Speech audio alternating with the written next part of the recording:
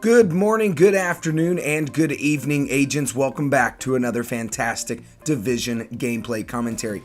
I haven't done an Division video in I don't know how long. First and foremost, go ahead and forgive me, please forgive me, about the loss of voice that I am suffering from. I ended up losing most of my voice, screaming and yelling at the Atlanta Falcons as to how the hell did you lose that game? Okay, with that out of the way, welcome to another fantastic gameplay commentary. Kick your feet up. We've got a lot to talk about today. We have some SEEKR Gear Set bad news for the upcoming 1.6 Last Stand expansion.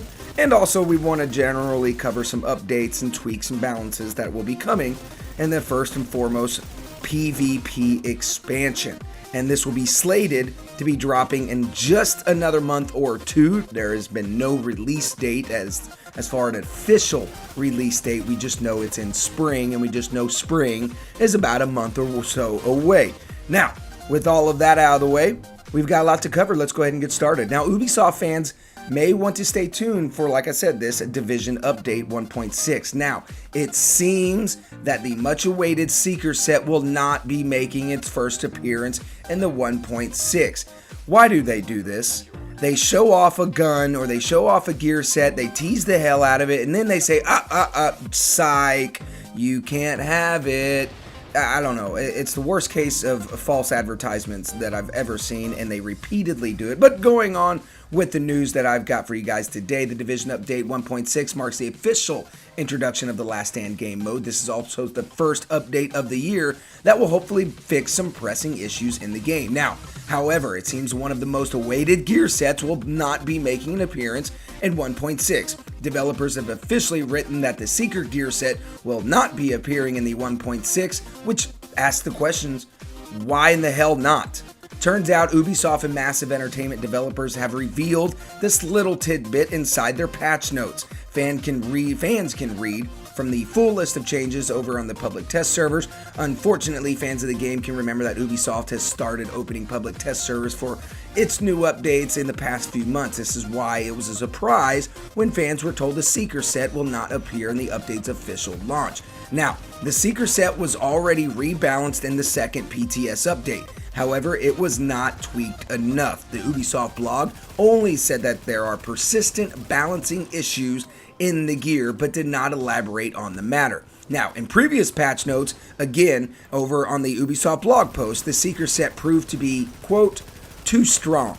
Now, with its 2 set and 3 set bonuses, the proposed updates aim to make the gear set advantageous to long-range players and marksman rifle users. Now, there are no updates as to when the new set will appear. Now, according to Game Rant, developers at Massive Entertainment want to normalize the new Last Stand game mode. Although the mode appears to be balanced pretty good so far, patch notes did not elaborate that some skills do, quote, too much damage. This is why some of the other changes revolved around making players depending on things other than their gear skills. This means weapons such as the Historian exotic marksman rifle will be nerfed for balance. The developers also want to help players branch out to other game modes such as tanks and damage dealers. Players can test this new update 1.6 on the PC right now. The Last Stand game mode is a variation of Dead Zone, and it's built on confrontation. Players are tasked to capture and defend certain points in the closed map. There are also their respawn points. Unlike the Dark Zone, however, each instance of Last Stand is private, and players do not lose experience or items that they have collected.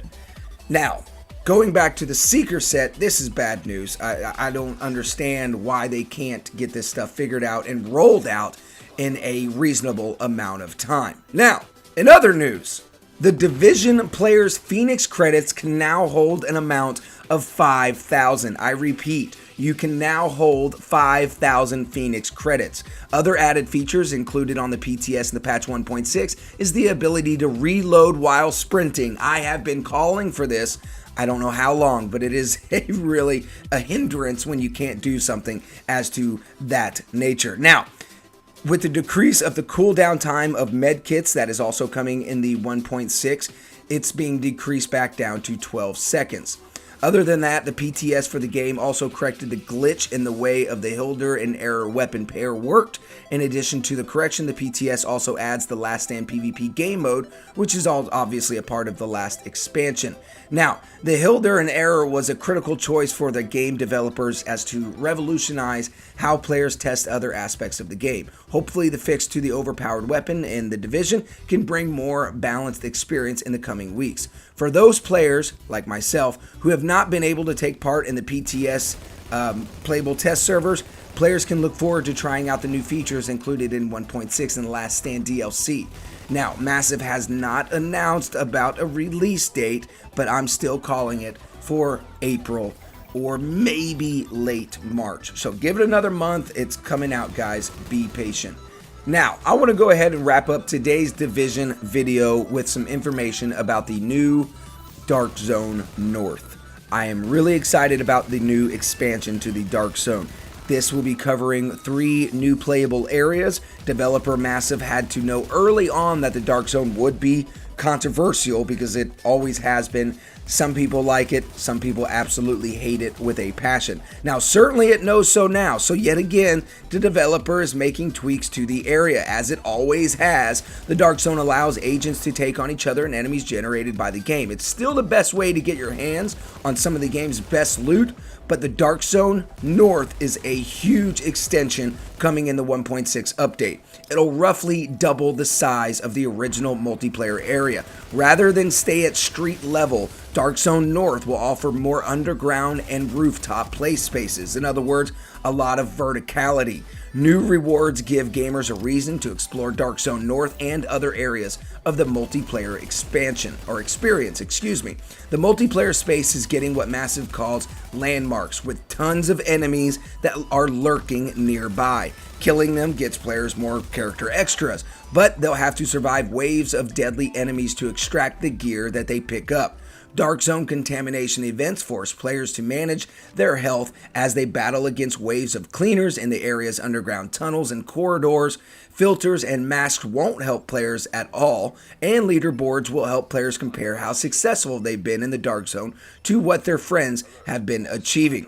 Now, moving on over to the legendary mission settings. Players bored with the story mode in Dark Zone have something new to try with this new 1.6 update, a new difficulty with some of the game's missions. Now that the Times Square, Warren Gate Power Plant, and the Napalm production site missions can be set to legendary difficulty, with that enabled, the enemies are now smarter. They'll constantly attempt to flank you, and they'll attack with specific skills as well. The amount of enemies in legendary missions is directly related to the amount of players on the team. So if you're playing solo, there's going to be a minimal amount of enemy. If you're playing on 4-man, there's going to be a lot of enemies. Now, players that survive all of this can expect that Massive describes as exclusive vanity items that will not be made available to anybody else. Those that manage to survive legendary missions will receive exotic caches to open once a week. Now, exotic caches are coming at the same time,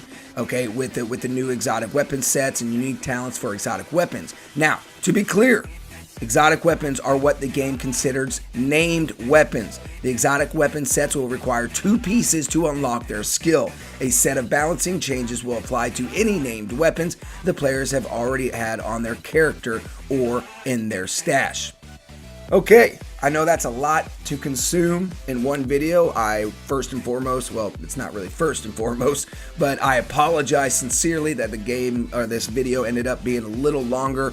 I'm showing you guys some gear sets in my vault right now, or whatever you want to call it, my inventory, and I'm hanging on to all this stuff. I don't know why, but as you notice, I have like one of everything, and if I come across something else in that same category, if it's better, I'll replace it and just keep building it.